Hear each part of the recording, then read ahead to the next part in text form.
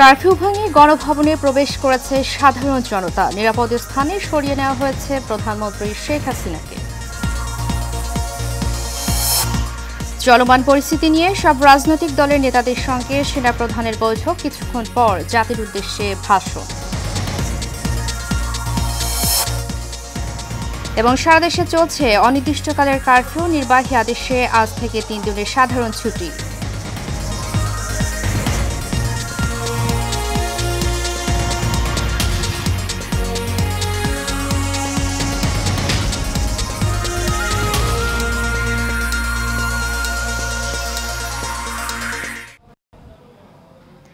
স্বাগত সিএন নিউজে, আপনাদের সাথে আছি আমি উর্মি আক্তার। এতক্ষণ শুনছিলেন বিআরবি কেবল ইন্ডাস্ট্রিজ লিমিটেড সংবাদ শিরোনাম। এবার চলে যাব পুরো খবরে। আন্দোলনরত সাধারণ জনতা মিছিল নিয়ে প্রবেশ করেছে গণভবনে। তারা বিভিন্ন সূত্র থেকে জানা যায়, এর আগে নিরাপদ স্থানে সরিয়ে নেওয়া হয়েছে প্রধানমন্ত্রী শেখ হাসিনাকে। এর আগে রাজধানীর প্রবেশ মুখগুলো অতিক্রম করে জনস্রোত এগিয়ে চলে শাহবাগের দিকে। দুপুর 1টার দিকে লোকজন রাজধানীর বিভিন্ন পয়েন্টে জড়ো হতে থাকেন। পরে তারা মিছিল নিয়ে শাহবাগ ও শহীদ মিনারের দিকে এগিয়ে যেতে শুরু করেন। এক পর্যায়ে তারা মিছিল নিয়ে প্রবেশ করে গণভবনে।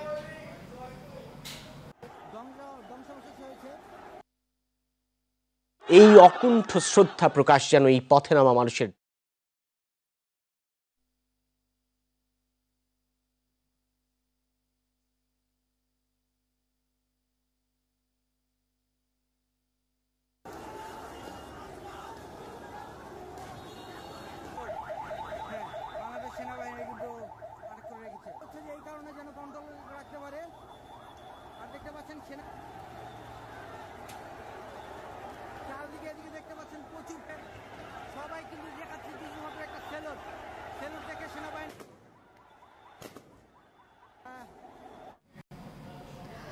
বর্তমান পরিস্থিতি নিয়ে দেশের সব রাজনৈতিক দলের সঙ্গে বৈঠক করছেন সেনাপ্রধান ওয়াকারুজ্জামান। বিকাল 4:30টায় তিনি জাতির উদ্দেশ্যে ভাষণ দেবেন। আইএসপিআর এর পক্ষ থেকে এই তথ্য জানানো হয়। এ সময় সেনাপ্রধানের বক্তব্য না দেওয়া পর্যন্ত সবাইকে ধৈর্য ধরার অনুরোধ জানানো হয়।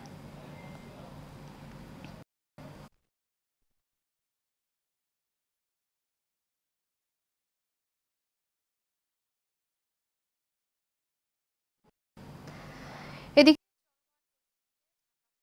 বিভাগীয় সদর, জেলা সদর, সিটি কর্পোরেশনে চলছে অনির্দিষ্টকালের কারফিউ। রাজধানীর প্রবেশ পথগুলোতে কঠোর অবস্থান নিয়েছে আইন শৃঙ্খলা বাহিনী। পুলিশ, বিজিবির পাশাপাশি সেনাবাহিনী বিভিন্ন পয়েন্টে সতর্ক অবস্থানে রয়েছে। বসানো হয়েছে নিরাপত্তা চৌকি, সবাইকে তল্লাশি ও জিজ্ঞাসাবাদ করা হচ্ছে। এছাড়া রাজধানীর গুরুত্বপূর্ণ স্থাপনাগুলোর নিরাপত্তায় নেওয়া হয়েছে কঠোর ব্যবস্থা।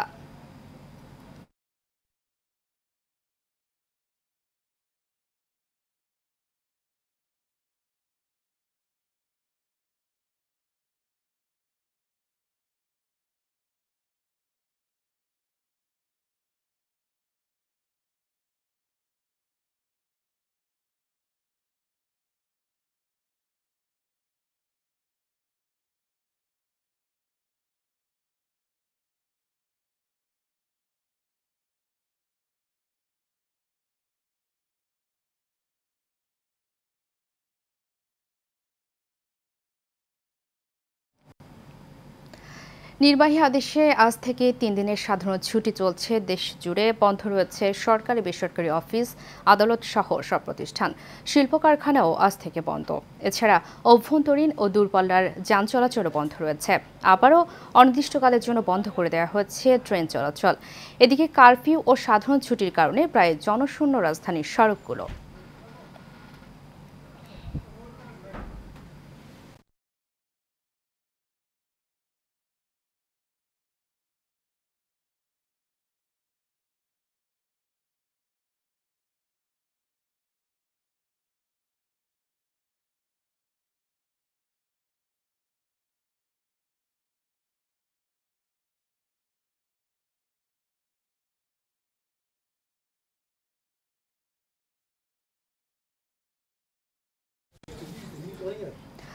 রোববার বৈষম্য বিরোধী ছাত্র আন্দোলনের অসহযোগ কর্মসূচি ঘিরে সারা দেশে সংঘাত, সংঘর্ষ, গুলি, পাল্টাপাল্টি ধাওয়া, শতাধিক নিহত হয়েছেন।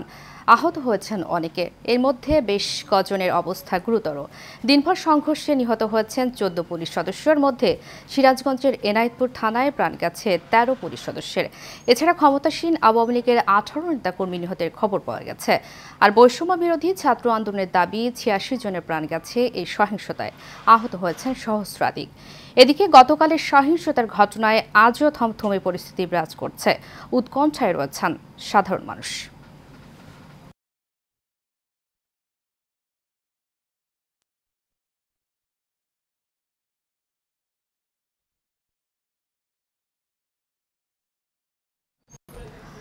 বাংলাদেশে মর্মান্তিক সহিংসতা বন্ধের আহ্বান জানিয়েছেন জাতিসংঘের মানবাধিকার কমিশনার ফলকার তার্ক। সেই সঙ্গে সিরাজগঞ্জে 13 পুলিশ সহ রোববারের প্রাণহানির ঘটনায় দুঃখ প্রকাশ করেছেন তিনি। জেনেভা থেকে দেওয়া বিবৃতিতে বলা হয়, ঢাকায় রোববার যে গণমিছিলের পরিকল্পনা করা হয়েছে এবং ক্ষমতাসীন দলের যুব শাখা বিক্ষোভকারীদের বিরুদ্ধে ডাক দিয়েছে, তাতে ফলকার তার্ক গভীরভাবে উদ্বিগ্ন যে আরও প্রাণহানি এবং ব্যাপক ধ্বংসযজ্ঞ হবে। তাই তিনি রাজনৈতিক নেতৃত্ব এবং নিরাপত্তা বাহিনীকে তাদের জীবনের অধিকার এবং শান্তিপূর্ণ সমাবেশ ও মত প্রকাশের স্বাধীনতা রক্ষায় নিজ দায়িত্বের জন্য জরুরিভাবে আবেদন জানিয়েছেন। বিবৃতিতে আরও বলা হয়, মানবাধিকার লঙ্ঘনের জন্য জবাবদিহিতা, উচ্চতর ও কমান্ডের দায়িত্ব সহ অত্যন্ত গুরুত্বপূর্ণ। তাই আন্তর্জাতিক সম্প্রদায় যেন মনে করিয়ে দেয়, এই গুরুত্বপূর্ণ সময়ে কোনো দায়মুক্তি থাকবে না।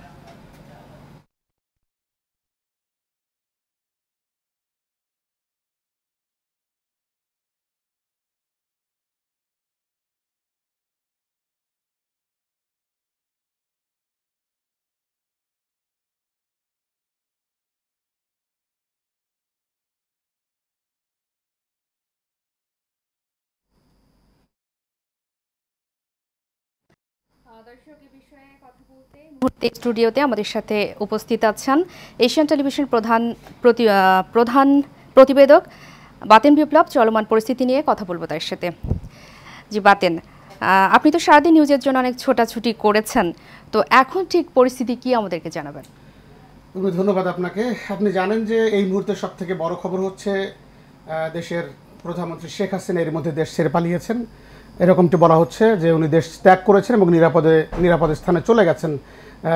বার্তা সংস্থা এএফপি একটি সংস্থা তারা এই খবরটি নিশ্চিত করেছে। আমরা সবশেষ এই খবরের পরে আমাদের গণমাধ্যম কর্মীরা, বিশেষ করে এশিয়ান টেলিভিশনের রিপোর্টাররা এই মুহূর্তে গণভবন এলাকায় রয়েছেন।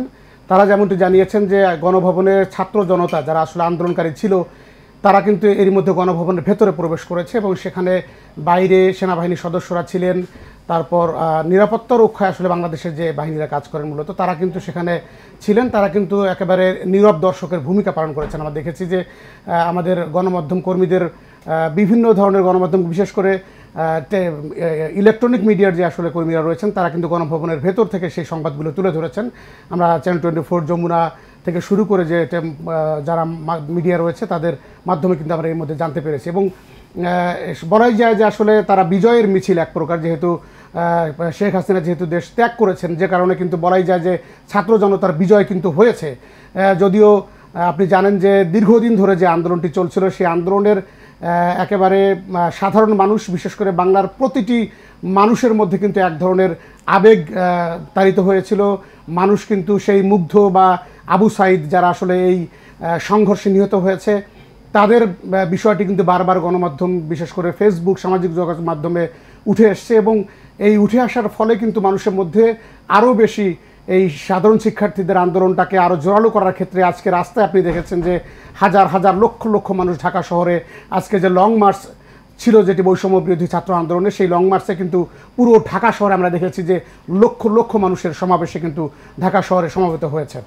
উর্মি, আরেকটি বিষয় আপনাকে জানিয়ে রাখি যে আসলে এই পানি লাগবে কিনা, মানে মুগ্ধ যে শিক্ষার্থীদের পানি দেওয়ার জন্য দৌড়ে বেরিয়েছিল, এই যে এরকম মানবিক কিছু দৃষ্টিভঙ্গি বা পুলিশের বুলেটের সামনে আমাদের আন্দোলনকারীদের একজন আবু সাইদ, তিনি রংপুরে বেগম রোকেয়া বিশ্ববিদ্যালয়ের সামনে সড়কে পার্কের মোড়ে সেখানে কিন্তু পুলিশের বুলেটের সামনে দুহাত প্রসারিত করে বাড়িয়েছিলেন। সেখানে কিন্তু তাকে সরাসরি গুলি করা হয়েছে এবং সেই গুলি পরবর্তীতে আমরা দেখেছি যে যখন পুলিশ রিপোর্ট হয়, সেই রিপোর্টে লেখা হয়েছে যে ইট পাটকেল এবং লাঠি সোঁটার আঘাত। এই যে একের পর এক মিথ্যাচার করা হয়েছে, এই মিথ্যাচারের জবাবে আজকে কিন্তু সারা দেশের মানুষ নেমে এসছে রাস্তায়। এবং গণভবন থেকে বাংলাদেশের ইতিহাসে এই প্রথম যে বাংলাদেশের কোনো সরকার তার গণভবন ত্যাগ করে দেশ ছেড়ে চলে গেছেন। এরকম ইতিহাস এর আগে কিন্তু বাংলাদেশের প্রেক্ষাপটে আমরা দেখিনি। তো এই একটি বিষয়। এবং আরেকটি বিষয় আপনাকে জানিয়ে রাখি, আপনি জানেন যে সেনাপ্রধান বাংলাদেশের এখন জেনারেল ওয়াকারুজ্জামান, তিনি কিন্তু সাধারণ মানুষকে, বিশেষ করে যারা আন্দোলন করছিল দীর্ঘদিন ধরে, তাদের এই প্রথম যে 4 দফা দাবি ছিল বৈষম্য বিরোধী ছাত্র আন্দোলনের, সেই দাবির জায়গা থেকে কিন্তু আমরা দেখেছি যে তারা শুধুমাত্র এই শিক্ষার্থীদেরকে নিবৃত করার জন্য চেষ্টা করেছেন। যদিও তারা 4 দফা থেকে 8 দফা, এরপর 9 দফা এবং সর্বশেষ 1 দফায় তারা নেমে এসছেন, যে দফা 1 দাবি 1 শেখ হাসিনার পদত্যাগ, এই দাবিতে তারা নেমে এসেছিলেন। তাদেরকে কিন্তু বাধ্য করা হয়েছে এই দাবি পর্যন্ত নিয়ে যাওয়ার জন্য। কেননা শিক্ষার্থীরা কিন্তু প্রধানমন্ত্রী পদত্যাগের দাবি কিন্তু একেবারে শেষ পর্যায়ে, এই আন্দোলনের আমরা শেষ পর্যায়ে গিয়ে দেখেছি যে এই দাবিটি চলে এসছে। আমরা গণমাধ্যম কর্মীরা বিভিন্ন ধরনের চাপে কিন্তু আমাদেরকে ফেলে দেওয়া হয়েছিল। এশিয়ান টেলিভিশন থেকে শুরু করে যত টেলিভিশন রয়েছে গণমাধ্যম, আপনি জানেন যে সময় টিভিতে আগুন দেওয়া হয়েছে, বাংলা ভিশনে আগুন দেওয়া হয়েছিল, বিভিন্ন চ্যানেল 24 বন্ধ করে দেওয়া হয়েছিল। এরকম গণমাধ্যমের উপর কিন্তু ক্ষোভ, অর্থাৎ সাধারণ মানুষ যারা এই আন্দোলনে ছিল, যাদেরকে বারবার বলা হচ্ছিল সন্ত্রাসী, বারবার বলা হচ্ছিল যে জামাত শিবির, বারবার বলা হচ্ছিল যে এরা বিচ্ছিন্নতাবাদী, বিভিন্নভাবে অনুপ্রবেশ করছে আন্দোলনে, সবশেষ কিন্তু দেখা গেল যে আসলে শিক্ষার্থীদের সে আন্দোলন কিন্তু বিজয় সূচিত হয়েছে বলা যায়। কেননা তারা গণভবন থেকে, যেহেতু প্রধানমন্ত্রী এই মুহূর্তে নিরাপদ স্থানে চলে গেছেন, যে কারণে কিন্তু শিক্ষার্থীদের বিজয় মিছিলটি এখন পর্যন্ত চলছে। হ্যাঁ, আপনার কাছে আরো জানতে চাই যে সেনা প্রধানের যে বক্তব্য দেওয়ার কথা ছিল, সেটার সর্বশেষ আপডেট কি আমাদেরকে জানাবেন? উর্মি, এটাই আসলে এখন সাধারণ মানুষের, বিশেষ করে সারা বাংলাদেশের মানুষ এখন একটা ভাষণের জন্য অপেক্ষা করছেন। যে ভাষণটি আপনি জানেন যে 4:30টায় সে ভাষণটি দেওয়ার কথা জেনারেল ওয়াকারুজ্জামান। তিনি কিন্তু এরই মধ্যেই 18 সদস্য বিশিষ্ট একটি, আমরা যেমন সবশেষ যে খবরটি পেয়েছি, একটি 18 সদস্য বিশিষ্ট উপদেষ্টা কমিটি, সেটি করার একটি প্রক্রিয়া চলছে এবং তার আলোচনা কিন্তু চলছে।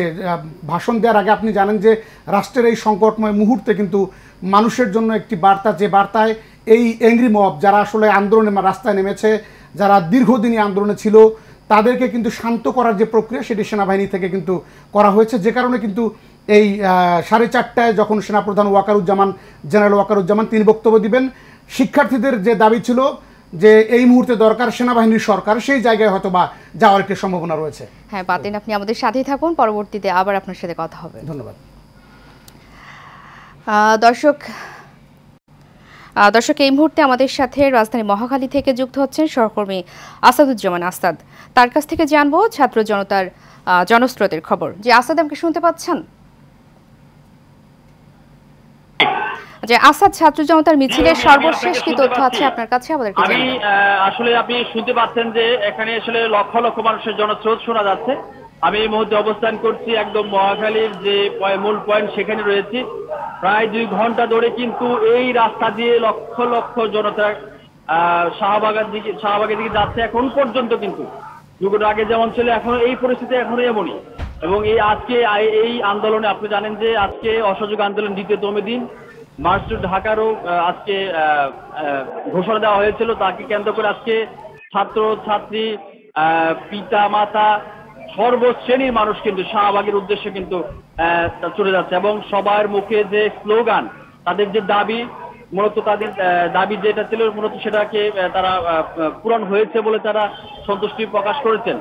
এবং এখন পর্যন্ত আমরা আসার পরে আইন শৃঙ্খলা বাহিনীর রাস্তা দেখিনি এবং তারা কিন্তু তাদেরকেও সম্মতি জানিয়েছে। আমি যখন অনেক আগে এখানে এসেছিলাম, 2 থেকে 3 ঘন্টা আগে, এই রাস্তায় যে পুলিশরাও তাদের বলছে আপনারা আপনার মতো কাজ করুন, আমরা আপনাদের মতো কাজ করি। এখন পুরো রাস্তাটি কিন্তু আসলে আন্দোলনকারী যারা রয়েছে, বিক্ষোভকারী যারা রয়েছে, তাদের দখলে কিন্তু এই মুহূর্তে রয়েছে। বলা যায় থমথম অবস্থা বিরাজ করছে রাজধানীতে। এবং একদম জনস্রোত, এমন মিছিল আসলে জনসাধারণ বলছে 71-এর পরে এই ধরনের বিক্ষোভ মিছিল আর চোখে পড়েনি। এখন মূলত যে কোনো ধরনের সমস্যা নেই এবং সুশৃঙ্খল ভাবেই তারা এই আন্দোলন চালিয়ে যাচ্ছে। বিক্ষোভ মিছিল শাহবাগের দিকে যাচ্ছে। সব মিলে বলা যায় থমথমে অবস্থা এখন এই মুহূর্তে রাজধানীতে। হ্যাঁ উর্মি, এই ছিল আমার কাছে এখান থেকে সর্বশেষ। আসাদ, ধন্যবাদ আপনাকে। দর্শক, রাজধানী মহাখালী থেকে ছাত্র জনতার মিছিলের সর্বশেষ খবর নিয়ে আমাদের সাথে যুক্ত ছিলেন আমাদের সহকর্মী আসাদুজ্জামান আসাদ। চলে যাচ্ছে পরবর্তী প্রসঙ্গে।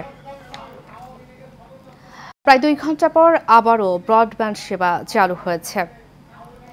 সকাল 11টার দিকে হঠাৎই ব্রডব্যান্ড সেবা বন্ধ হয়ে যায়, পরে দুপুর 1:30টার দিকে আবারও সচল হয় সংযোগ। ব্রডব্যান্ড চালু হলেও মোবাইল ইন্টারনেট চালুর বিষয়ে এখনও কোনো নির্দেশনা আসেনি। এছাড়া ফেসবুক সহ সামাজিক যোগাযোগ মাধ্যম চালুর বিষয়ে কোনো নির্দেশনা পাওয়া যায়নি। এর আগে গতকাল থেকে মোবাইল ইন্টারনেট সেবা বন্ধ করে দেওয়া হয়েছে। দর্শক, আমরা গণভবনের কিছু ছবি দেখানোর জন্য চলে যাচ্ছি চ্যানেল 24 এর জন্য।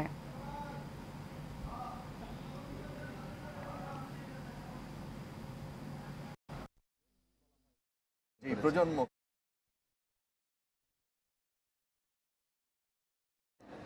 আমরা যে রাস্তায় নামলাম দাবায় রাখতে পারবেন না। এই রাস্তাটা যারা সরকারি দলের নেতাকর্মীরা যে আমাদেরকে অস্ত্র দিয়ে মারবে, এই অস্ত্র দিয়ে এই অস্ত্রের গুলি কতটুকু যায়, কতটুকু যেতে পারে সেটা আমরা মেপে দেখে বুঝে তারপরে ওইটুকু জায়গা ফাঁকা রেখে তারপরে আমরা মিছিল দিয়েছি, আন্দোলন করেছি।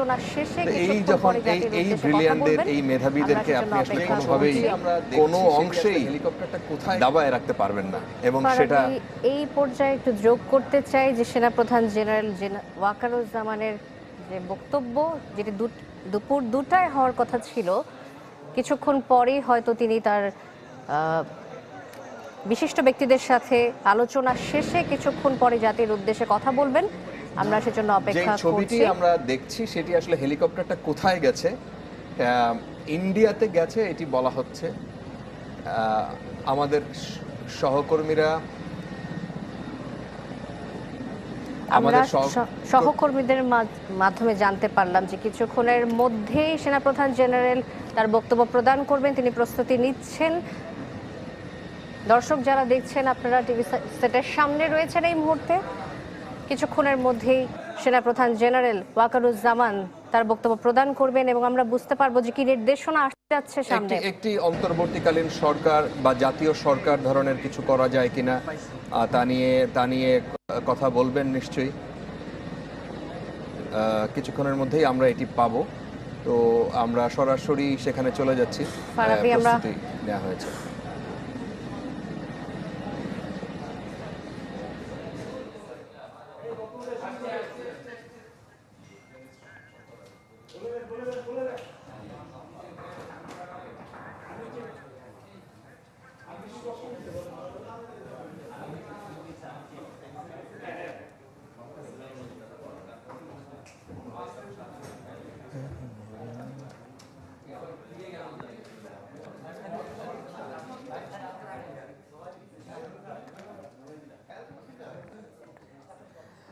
কিছুক্ষণের মধ্যেই আমরা এই ব্রিফিংটা পাবো। আসলে একটি অন্তর্বর্তীকালীন জাতীয় সরকার বা কি হতে যাচ্ছে, কিভাবে এটি হবে, কিভাবে একটি এগোবে।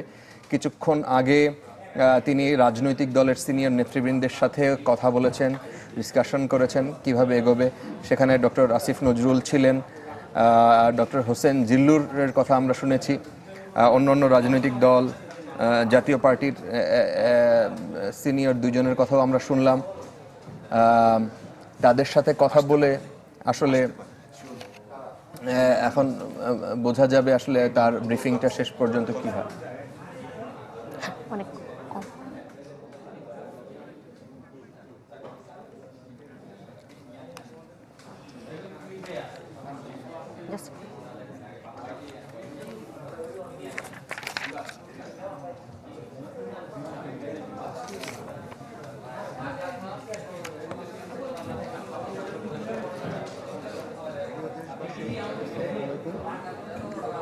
আপনারা জানেন যে দেশে একটা ক্রান্তিকাল চলছে। আমি সমস্ত রাজনৈতিক দলের নেতৃবৃন্দকে এখানে আমি আপনাদের কথা দিচ্ছি, সমস্ত হত্যা, সমস্ত অন্যায়ের বিচার আমরা করব। আপনারা সেনাবাহিনীর প্রতি আস্থা রাখেন, সশস্ত্র বাহিনীর প্রতি আস্থা রাখেন। আমি সমস্ত দায়িত্ব নিচ্ছি, আপনাদের জানমাল, এবং আপনাদেরকে আমি কথা দিচ্ছি যে আপনারা আশাহত হবেন না। ইনশাল্লাহ আপনাদের যত দাবি আছে সেই দাবিগুলো আমরা পূরণ করব এবং দেশে একটা শান্তি শৃঙ্খলা ফিরিয়ে নিয়ে আসব। আপনারা আমার সাথে সহযোগিতা করেন, দয়া করে আর এই ভাঙচুর, হত্যা, মারামারি, সংঘর্ষ এগুলো থেকে বিরত হন।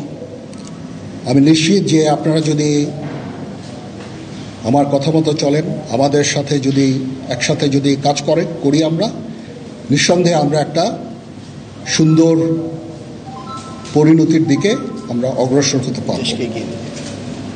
আপনারা দয়া করে আমাকে সাহায্য করেন। মারামারি করে এই সংঘাতের মাধ্যমে আমরা আর কিছু অ্যাচিভ করতে পারবো না, আর কিছু আমরা পাবো না। সুতরাং দয়া করে আপনারা সমস্ত ধ্বংসযজ্ঞ, সমস্ত অরাজকতা, সমস্ত সংঘর্ষ থেকে বিরত হন এবং ইনশাআল্লাহ আমরা সবাই মিলে একটা সুন্দর ভবিষ্যতের দিকে আমরা অগ্রসর হব। প্রতিটা হত্যার বিচার করা হবে, প্রতিটা অন্যায়ের বিচার হবে। আমরা আজকে সুন্দরভাবে কথা বলেছি, সমস্ত দলের প্রধান দলের নেতারা এখানে উপস্থিত ছিলেন। আমি ওনাদের ইনভাইট করেছিলাম এখানে, ওনারা ভেরি নাইস অফ দেম যে ওনারা এসেছেন অ্যান্ড আমরা একটা সুন্দর আলোচনা করেছি এবং এই আলোচনাটা ফলপ্রসূ হবে বলে আমি মনে করছি এবং আমরা একটা সুন্দর একটা ইন্টারিম গভর্নমেন্ট ফর্ম করে আমরা দেশ পরিচালনা করব। মাননীয় প্রধানমন্ত্রী পদত্যাগ করেছেন এবং এখন একটা ইন্টারিম গভর্নমেন্ট ফর্ম করে আমরা আমাদের কার্যক্রম পরিচালনা করব। আপনারা একটু ধৈর্য ধরেন, আমাদেরকে কিছু সময় দেন, ইনশাআল্লাহ আমরা সবাই মিলে সমস্ত সমস্যার সমাধান করতে সক্ষম হব। আপনারা আর এই সংঘাতের পথে যাবেন না এবং শান্তি শৃঙ্খলার পথে ফেরত চলে আসেন। আমাদের দেশের অনেক ক্ষতি হচ্ছে, অর্থ সম্পদের ক্ষতি হচ্ছে, জানের লোকজন মারা যাচ্ছে। তো এগুলো থেকে আপনারা বিরত হন এবং আমাদের সাহায্য করেন। আমি সমস্ত দায়িত্ব নিচ্ছি, আপনারা আমাকে সাহায্য করেন। সবাইকে ধন্যবাদ। আল্লাহ হাফেজ।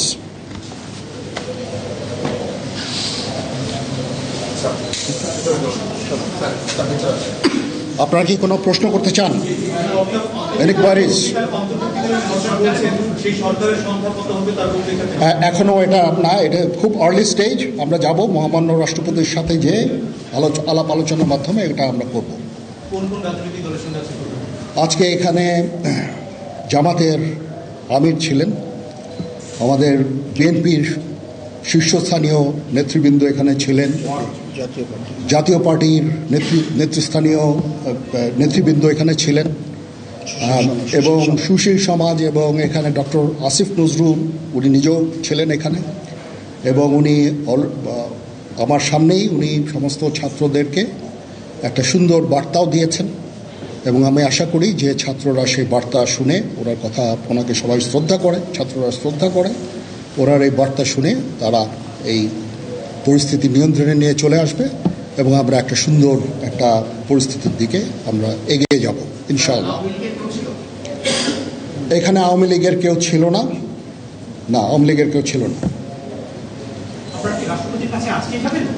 হ্যাঁ, আজকেই, বিকজ আমাদের এই সময় নাই, এটা একটা বিশেষ একটা পরিস্থিতি। আমরা আজকেই যে এই পরিস্থিতি এটা একটা আমরা একটা নিয়ন্ত্রণ নিয়ে আসবো।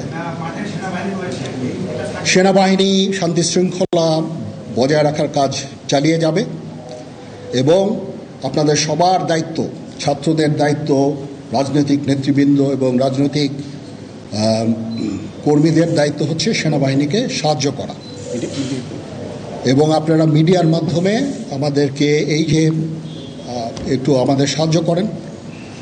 সুতরাং আমরা তাহলে এই পরিস্থিতি নিয়ন্ত্রণ সহজেই নিয়ে আসতে পারব। না, যদি জিনিসটা শান্ত হয়ে যায় তাহলে আর কারফিউর কোনো প্রয়োজন নাই, কোনো জরুরি অবস্থার প্রয়োজন নাই, কোনো কারফিউর প্রয়োজন নাই, কোনো গোলাগুলির প্রয়োজন নাই। আমি আদেশ দিয়ে দিয়েছি সেনাবাহিনী কোনো গোলাগুলি করবে না, পুলিশ কোনো গোলাগুলি করবে না। আমি আশা করছি যে আমার এই বক্তব্যের পরে পরিস্থিতি উন্নতি হবে, আমরা একটা সুন্দর পরিবেশের দিকে যাচ্ছি।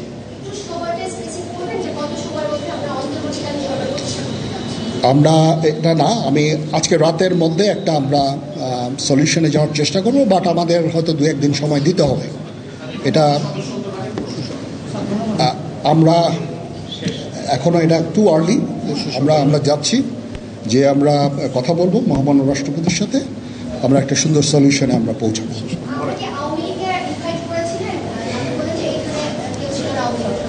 পরিস্থিতি ছিল খুব কম, সময় খুব কম ছিল। আমি যাদেরকে পেয়েছি অনেককেই আমি বলেছি, সবাই হতেন, বাট প্রধান রাজনৈতিক দলের সমস্ত নেতৃস্থানীয় নেতৃবৃন্দরা এখানে ছিলেন, তাদের সাথে আমি কথা বলেছি এবং ওনারা সবাই আমাদের এই প্রস্তাবে, এই যে আমরা যে আলোচনা করছি, সবাই এটাতে রাজি হয়েছেন। এখানে মমিনুল হক সাহেব ছিলেন, এখানে জামাতের আমির ছিলেন, জুনায়েদ সাকি উনি ছিলেন, তারপরে ডক্টর আসিফ নজরুল ছিলেন। আমরা সবাই মিলে এবং সবাই আমরা এটাতে একমত পোষণ করেছি। এখন ছাত্রদের কাজ হচ্ছে যে শান্ত হওয়া এবং আমাদেরকে সাহায্য করা। আমি তো বলছি এতক্ষণ আমার এই বক্তব্যের ছাত্রদের প্রতিনিধি বলতে আমি এখন ওনাদের কাউকে পাইনি। আমি ডক্টর আসিফ নজরুলকে রিকোয়েস্ট করেছি, যেহেতু ওনাকে ছাত্ররা শ্রদ্ধা করেন এবং উনিও একটা সুন্দর একটা ভিডিও মেসেজ উনি দিয়েছেন ছাত্রদের জন্য। আমি আশা করব যে এই ভিডিও মেসেজটাও কাজে ইয়াদ হবে, কাজ দিবে। এইভাবে আমরা কাজ করে দেব। সবাই ভালো থাকেন, সবাই ভালো থাকেন, সবাইকে ধন্যবাদ। এখানে আপনারা যত প্রশ্ন করতে থাকবেন আমাকে দেরি করাবেন। It is too early. আমরা কাজ করছি, আমাদের একটু কাজ করতে দেন, একটু সময় দেন। আমরা একটা সলিউশনের মধ্যে আমরা যাব ইনশাআল্লাহ। হ্যাঁ, আপনারা সবাই যারা আন্দোলনরত, যারা ছাত্ররা আছেন, আন্দোলনরত যত লোকজন আছেন, দয়া করে ঘরে ফিরে যান। সবাই ভালো থাকেন, আল্লাহ আমাদের মঙ্গল করুক। আল্লাহ হাফেজ।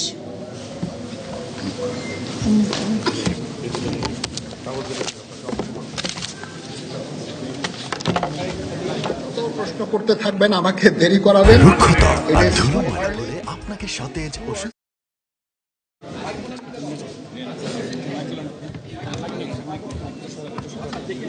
আমরা দেখছিলাম জেনারেল ওয়াকারুজ্জামান, বাংলাদেশ সেনা।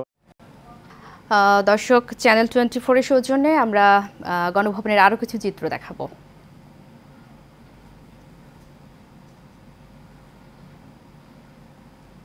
রাজধানীর ফার্মগেটের বিজয় উল্লাস কিন্তু চলছে। শিক্ষার্থীরা আনন্দ করছেন, ছাত্ররা আনন্দ করছেন, নানা শ্রেণী পেশার মানুষ সবাই কিন্তু চলে আসছেন রাজপথে। শাহবাগ থেকে শুরু করে বিজয় সরণি পর্যন্ত পুরো সড়ক কানায় কানায় পূর্ণ। এখানে মানুষ স্লোগান দিচ্ছেন, তারা বিজয় উদযাপন করছেন। আসলে এই জনস্রোত মিশে গিয়ে গণভবনের দিকে, এই জনস্রোত গণভবনের দিকে মিশছে। বিজয় সরণিতে যে ভাস্কর্য রয়েছে জাতির পিতা বঙ্গবন্ধু শেখ মুজিবুর রহমানের, সেই ভাস্কর্যকে ঘিরেও কিন্তু সেখানে বিক্ষুব্ধ বা উল্লসিত জনতা তারা জড়ো হয়েছেন। তো সব মিলে এখানকার যে চিত্র দেখছেন, যে মানুষের যে কি ক্ষোভ বা কি আক্ষেপ, এতদিন পরে তারা তা প্রকাশ করেছেন। আমরা যদি আপনাদের জনস্রোত দেখাই,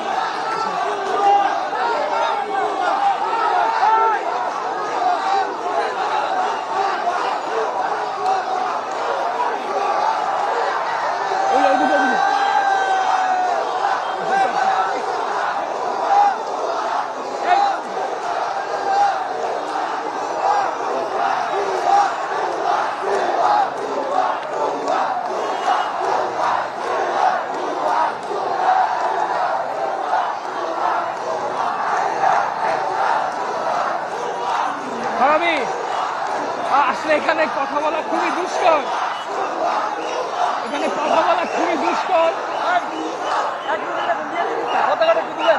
না, এখানে কথা বলা খুবই দুষ্কর। ছবি তোলার জন্য দিতে পারি। আসলেই মুশকিল মানুষের সামনে এইভাবে মানে কথা বলা। মানুষ আসলে এত আবেগের মধ্যে আছে, নিজেরা এত বেশি উদ্বেলিত, আসলে কি করবে দিশা নাই। এরকম একটা ব্যাপারের মধ্যে কথা বলা আসলেই কঠিন। আপনি নিরাপদে থাকেন আপাতত সবুজ?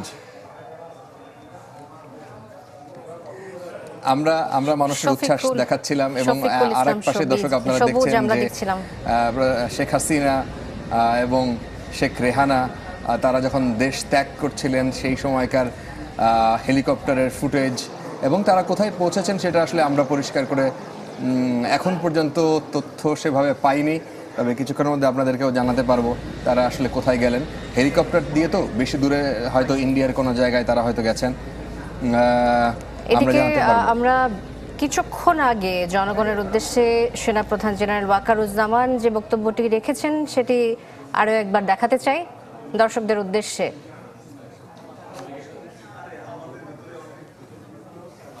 দর্শক, কিছুক্ষণ পরে আমরা আবারও আপনাদের সামনে নিয়ে আসবো সেনাপ্রধান জেনারেল যে বক্তব্যটি দিয়েছেন সেটি।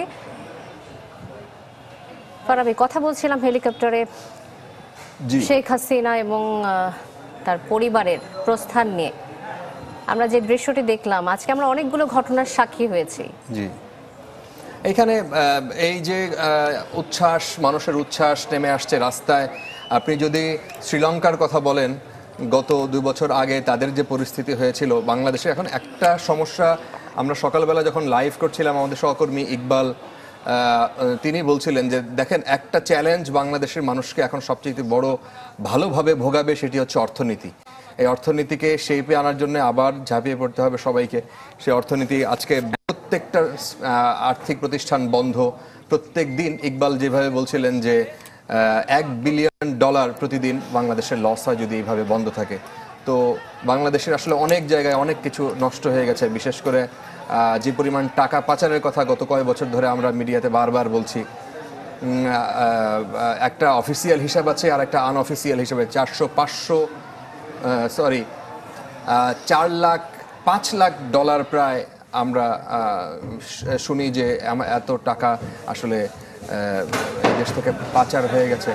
তো সেই জায়গায় এই অর্থনীতি আসলে কিভাবে ঠিক হবে আমরা জানি না। ডেফিনেটলি এই চ্যালেঞ্জ নিবে যারা দায়িত্ব গ্রহণ করবে। কিছুক্ষণ আগে সেনাপ্রধান জেনারেল ওয়াকারুজ্জামান তিনি সাংবাদিকদের সামনে কথা বলেছেন।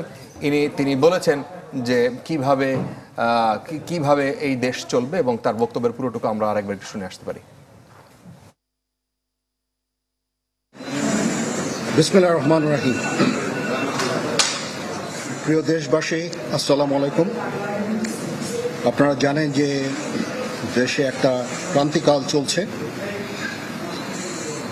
আমি সমস্ত রাজনৈতিক দলের নেতৃবৃন্দকে এখানে করেছি এবং এই আলোচনাটা ফলপ্রসূ হবে বলে আমি মনে করছি এবং আমরা একটা সুন্দর একটা ইন্টারিম গভর্নমেন্ট ফর্ম করে আমরা দেশ পরিচালনা করব। মাননীয় প্রধানমন্ত্রী পদত্যাগ করেছেন এবং এখন একটা ইন্টারিম গভর্নমেন্ট ফর্ম করে আমরা আমাদের কার্যক্রম পরিচালনা করব। আপনারা একটু ধৈর্য ধরেন, আমাদের কিছু সময় দেন, ইনশাআল্লাহ আমরা সবাই মিলে সমস্ত সমস্যার সমাধান করতে সক্ষম হব। আপনারা আর এই সংঘাতের পথে যাবেন না এবং শান্তি শৃঙ্খলার পথে ফেরত চলে আসেন। আমাদের দেশে অনেক ক্ষতি হচ্ছে, অর্থ সম্পদের ক্ষতি হচ্ছে, জানের লোকজন মারা যাচ্ছে। তো এগুলো থেকে আপনারা বিরত হন এবং আমাদের সাহায্য করেন। আমি সমস্ত দায়িত্ব নিচ্ছি, আপনারা আমাকে সাহায্য করেন। সবাইকে ধন্যবাদ। আল্লাহ হাফেজ।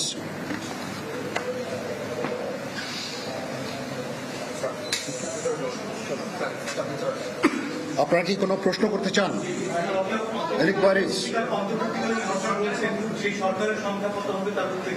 এখনো এটা না, এটা খুব আর্লি স্টেজ। আমরা যাব মহামান্য রাষ্ট্রপতির সাথে যে আলাপ আলোচনার মাধ্যমে এটা আমরা করব। আজকে এখানে জামাতের আমির ছিলেন। দর্শক, আমাদের সাথে গণভবন থেকে সরাসরি যুক্ত হচ্ছেন আমাদের সহকর্মী রিহাদ রমি। যে রমি, আমাকে শুনতে পাচ্ছেন? নেতৃবৃন্দ এখানে ছিলেন। রমি, শুনতে পাচ্ছেন আমাকে? গণভবনের সর্বশেষ কি পরিস্থিতি আছে আমাদেরকে জানাবেন।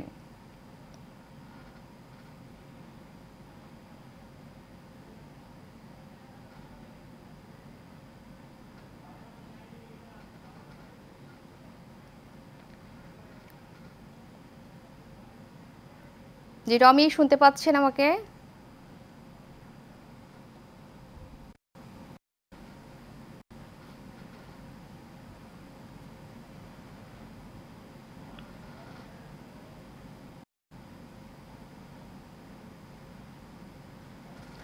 জি রমি, আমাকে শুনতে পাচ্ছেন?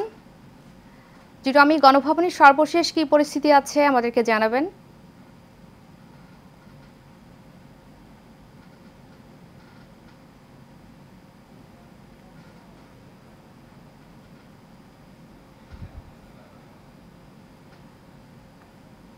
এর দায়িত্ব হচ্ছে সেনাবাহিনীকে সাহায্য করা, এবং আপনারা মিডিয়ার মাধ্যমে আমাদেরকে এই যে একটু আমাদের সাহায্য করেন। আমি শুনতে পাচ্ছেন আমাকে? রনি, গণভবনের কি পরিস্থিতি এখন আমাদেরকে জানাবেন।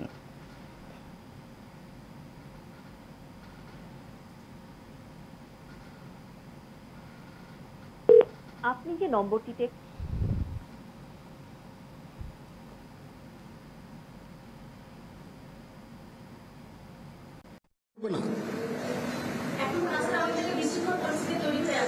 আমি আশা করছি যে আমার এই বক্তব্যের পরে পরিস্থিতি উন্নতি হবে, আমরা একটা সুন্দর পরিবেশের দিকে যাচ্ছি।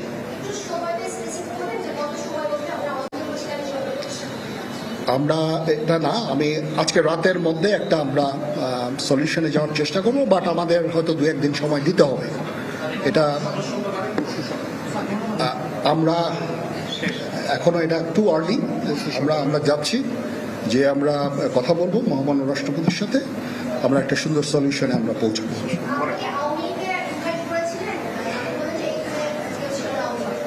পরিস্থিতি ছিল খুব কম, সময় খুব কম ছিল। আমি যাদেরকে পেয়েছি অনেককেই আমি বলেছি, সবাই হতেন, বাট প্রধান রাজনৈতিক দলের সমস্ত নেতৃস্থানীয় নেতৃবৃন্দরা তাদের সাথে আমি কথা বলেছি এবং ওনারা সবাই আমাদের এই প্রস্তাবে, এই যে আমরা যে আলোচনা করছি, সবাই এটাতে রাজি হয়েছেন।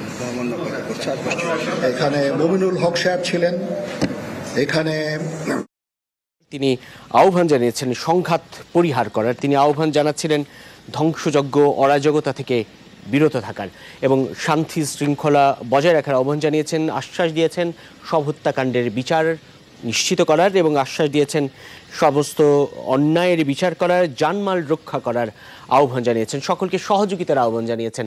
ছাত্রদের, আন্দোলনরতদের, সব রাজনৈতিক নেতৃত্বকে তিনি আহ্বান জানিয়েছেন বাংলাদেশ সেনাবাহিনীকে সহযোগিতা করার জন্য, যেন শান্তি শৃঙ্খলা বজায় থাকে এবং বিশেষ অবস্থা, বিশেষ জরুরি অবস্থা নিঃসন্দেহে, এবং যদি পরিস্থিতি স্বাভাবিক হয়ে ওঠে, শান্ত থাকে, তাহলে নিঃসন্দেহে কোনো ধরনের কারফিউর প্রয়োজন নেই। আমরা আরও একবার শুনে আসতে চাই জেনারেল ওয়াকারুজ্জামান, বাংলাদেশ সেনাবাহিনী প্রধান। আসসালামু আলাইকুম। আপনারা জানেন যে দেশে একটা ক্রান্তিকাল চলছে। আমি সমস্ত রাজনৈতিক দলের নেতৃবৃন্দকে এখানে আমন্ত্রণ করেছিলাম, ওনারা এখানে এসেছেন। আমরা একটা সুন্দর আলোচনা করেছি। সেখানে আমরা সিদ্ধান্ত নিয়েছি যে একটা ইন্টারিম গভর্নমেন্ট আমরা ফর্ম করব এবং ইন্টারিম গভর্নমেন্টের মাধ্যমে এদেশের সমস্ত কার্যকলাপ চলবে। আমরা এখন মহামান্য রাষ্ট্রপতির কাছে যাব যে এই ইন্টারিম গভর্নমেন্ট ফর্মের ব্যাপারে ওনার সাথে আলোচনা করে আমরা একটা ইন্টারিম গভর্নমেন্ট ফর্ম করে দেশ পরিচালনা করব। আমি আপনাদের কথা দিচ্ছি, সমস্ত হত্যা, সমস্ত অন্যায়ের বিচার আমরা করব। আপনারা সেনাবাহিনীর প্রতি আস্থা রাখেন, সশস্ত্র বাহিনীর প্রতি আস্থা রাখেন। আমি সমস্ত দায়িত্ব নিচ্ছি, আপনাদের জানমাল, এবং আপনাদেরকে আমি কথা দিচ্ছি যে আপনারা আশাহত হবেন না। শেষ করব নিউজ। তার আগে বিআরবি কেবল ইন্ডাস্ট্রিজ লিমিটেড সংবাদ শিরোনামগুলো জানিয়ে দিব আরও একবার।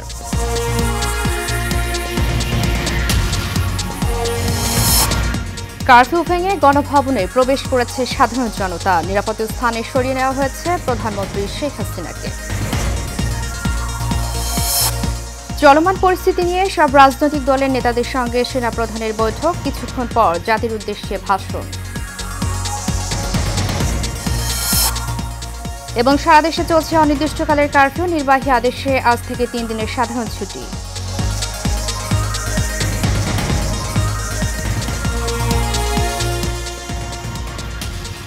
এশিয়া নিউজ এ পর্যন্তই। পরবর্তী সংবাদ দেখার আমন্ত্রণ জানিয়ে শেষ করছি। ধন্যবাদ সবাইকে এত সময় সাথে থাকার জন্য।